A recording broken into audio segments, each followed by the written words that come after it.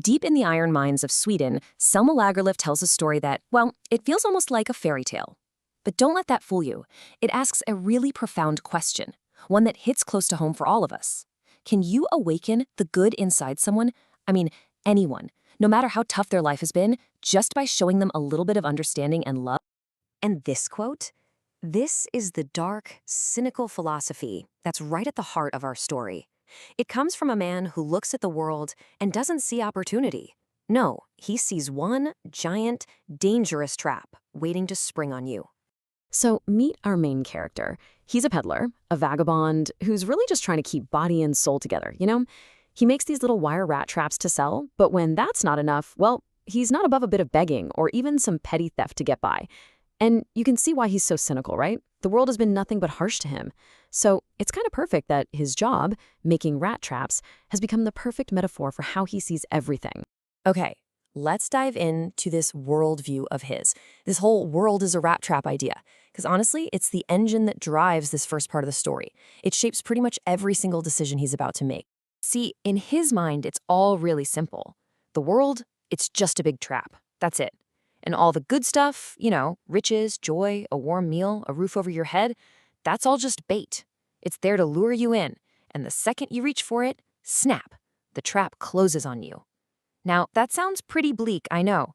But for a guy who's only ever known hardship, there's this weird, unwanted joy, as the book says, in thinking the worst of a world that's never, ever been kind to him. So what happens when a guy this cynical runs into some genuine, totally unexpected kindness? Well, let's just say his whole philosophy is about to get a major reality check.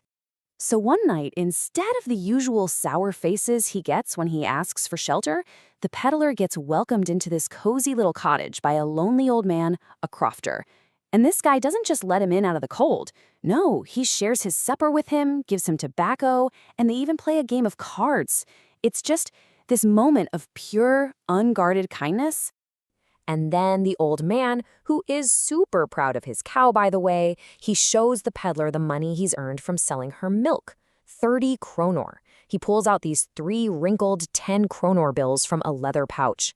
Now, for the old man, this is a moment of trust.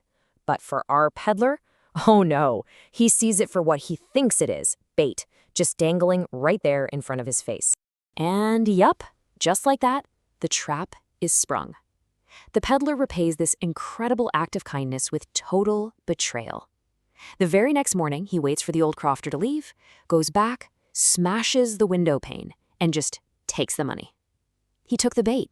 And in his mind, this just proves his whole theory right, that no good deed goes unpunished, and in the end, everyone's just out for themselves. So he thinks he's gotten away with it. He thinks he's so smart. But here's the brilliant, ironic twist. The peddler is about to get caught in his very own trap. At first, yeah, he's feeling pretty good about himself. He's got the money, so to be safe, he ducks off the main highway and heads into the forest. He figures, perfect escape plan, no one will ever find me here.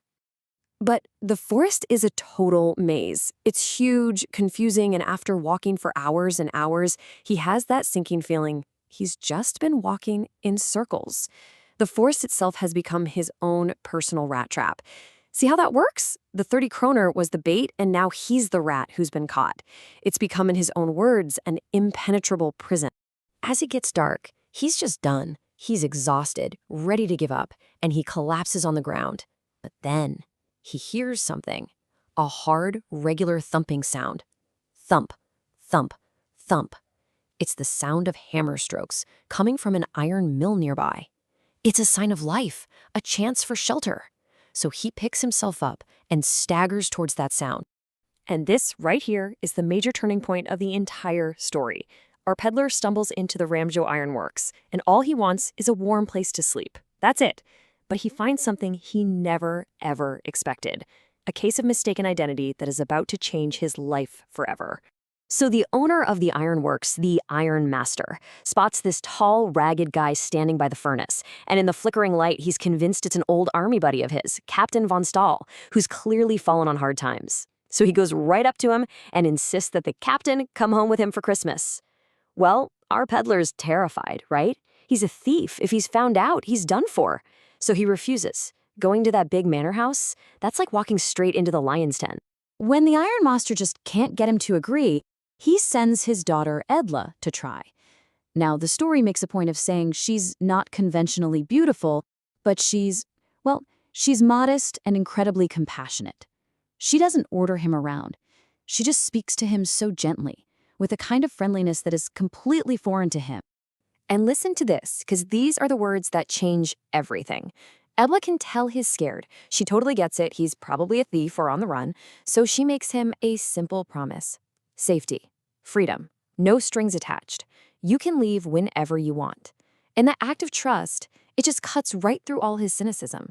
And for the first time, he agrees. He'll go with her.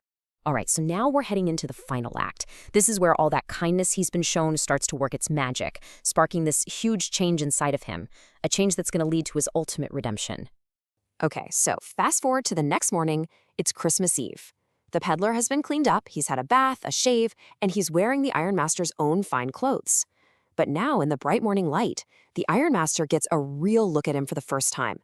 And, oh boy, the mistake is painfully obvious. He's furious. He thunders, "What is all this?" and threatens to call the sheriff. And the difference in how the father and daughter react here is just night and day. The Ironmaster feels tricked, so his reaction is all anger and threats. But Edla, she responds with just complete and total compassion. She argues, hey, we made him a promise. We can't just chase away someone we invited into our home to share Christmas cheer. And this simple statement, this firm, I don't want him to go, it's everything. Edla stands up for this complete stranger. And not because she's naive or foolish, it's because her sense of honor, of doing the right thing, is just stronger than her father's anger. Honestly, this is the moment that truly saves him. So for the rest of Christmas Eve, the peddler pretty much does nothing but eat and sleep. The story actually says it's like for many years he had not been able to sleep as quietly and safely as here. Think about that. For the first time, he's not being treated like a tramp or a thief. He's being treated with respect, like an honored guest, like a captain. And that dignity, that was exactly the medicine his soul needed. The next morning, Christmas Day, Edla and her dad are coming home from church. And on the way, they hear the news, an old crofter has been robbed by a guy selling rat traps. They immediately rush home, totally expecting the worst, right? They think the silver's gone, everything. But the peddler's gone, and he hasn't taken a single thing. Instead, he's left a little package for Edla. And what's inside? A small rat trap. And inside of that, the stolen 30 kroner. And the letter he left behind, wow, it shows just how much he's changed. He calls himself a rat who would have been trapped forever if her kindness hadn't raised him to the level of a captain. That new status, that respect she showed him, is what gave him the strength to do the right thing. And by signing the letter, Captain von Stale, he's fully stepping into that honorable identity she gave him. It's incredible. Which brings us right back to the central question of this whole story, doesn't it? The peddler was trapped, for sure. But he was trapped by his cynical view of the world, a view that the world itself had basically forced on him.